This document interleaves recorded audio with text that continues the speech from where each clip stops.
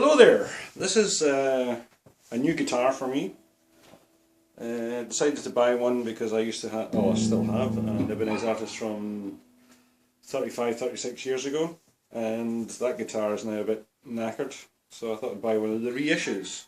It's called an Ibanez AR325, and it's a copy of, or a reissue of a guitar that came out in the early 80s, which was based on the Ibanez artist range, which really stopped, and they changed the name in 1979.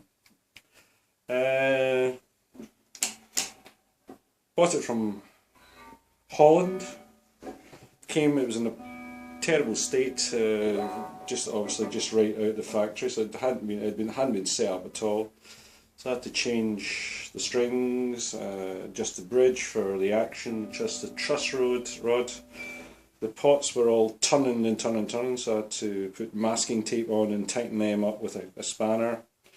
I had to do different things, but it's a lovely guitar, and still trying to evaluate it where it's like. Some of the sounds are quite amazing. It's got a tri-switch thing here. It allows you to either have the pickups, humbucker pickups in series, single coil, or in parallel, and it gives an approximation of an out of phase sound as well. But if you put one in parallel and the other one out of phase, other one in series, it does give us an out of phase sound. But that's the humbucker sound. The thing I love about this guitar is, I love about these guitars, not this one in particular, is the noise that it makes when you put it on the neck pickup and you turn the tone right down, give it a bit of gain, and it has a deep resonance which you don't find in any other guitar as far as I'm concerned.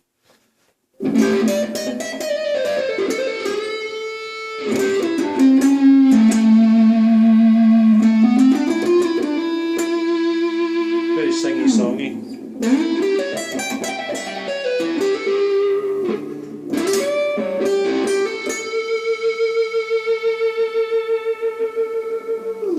Now even a Les Paul doesn't have that sound, to tell you the truth, because I've got a Les Paul. I can't make that sound.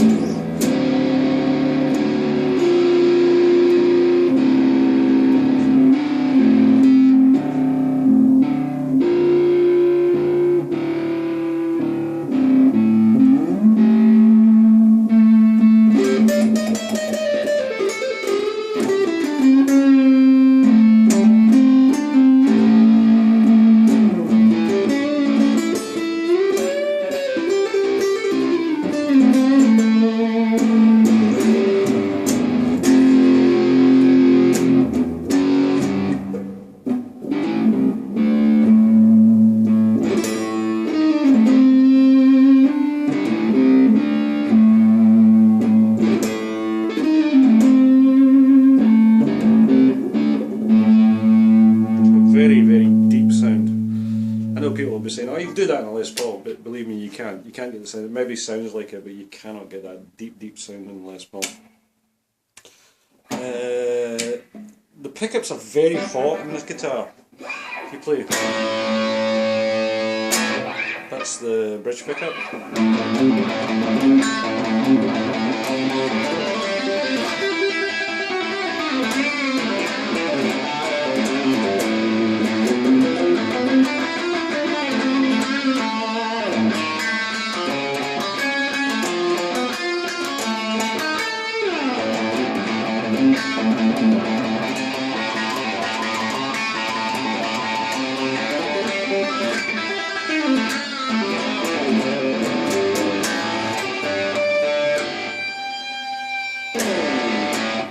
Very low volume, but it is a bit of a screamer.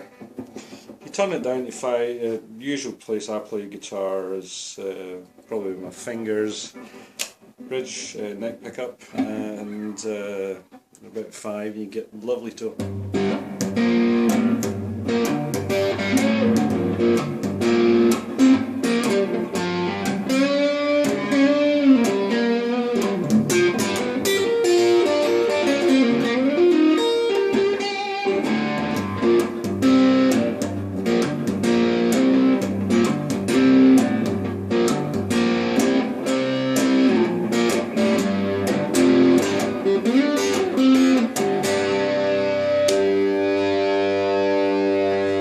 a big cow, of course, it's quite good.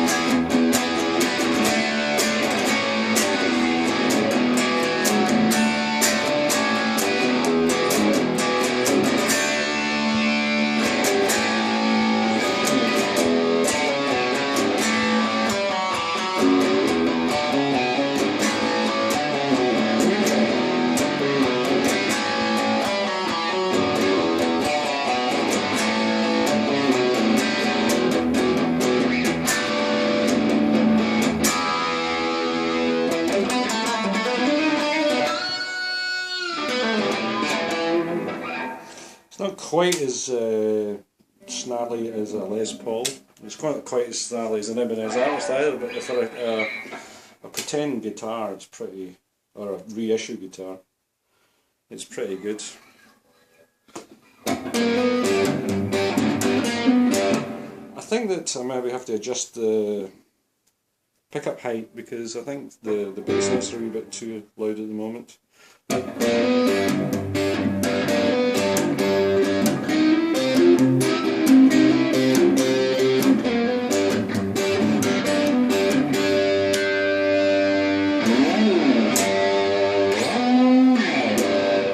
The great thing about this guitar, which you can't do on a Les Paul, is you can play away up here. Usually about Les Paul's a bit further, so you can play up with your hand in this one, but I'm a very percussive player. I like using bar chords a lot, even really up here. And that's impossible in a Les Paul because you've got the single cutaway, the neck goes, the wood goes to about here on a Les Paul. Let me go there. With this one you've got through real access right up to the top, and that is a design improvement over a Les Paul. It's the one thing I really don't like about the Les Paul shape.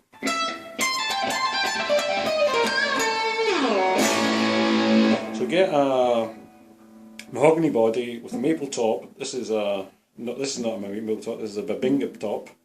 Sounds pretty similar to maple in my opinion, with double cutaway, 2 humbuckers, tri-sound on each pickup with series, parallel and single coil.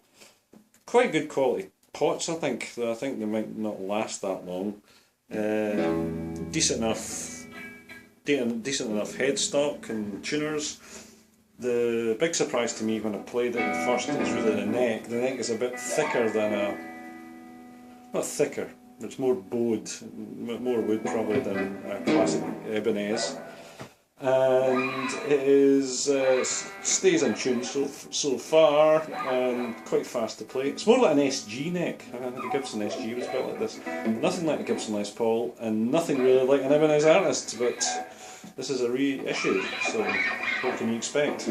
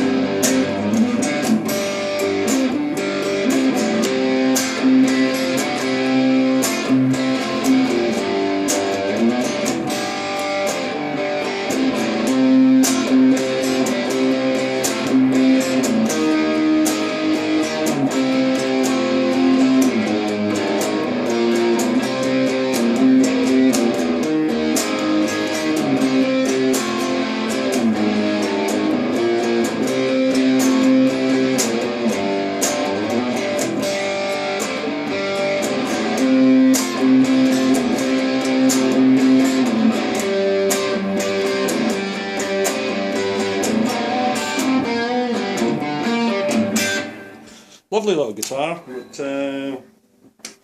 certainly worth the money that I paid for it. This costs about the same as an Epiphone Les Paul. In my mind, and my fingers' mind as well, and my ears, this is a vastly superior guitar to an Epiphone Les Paul.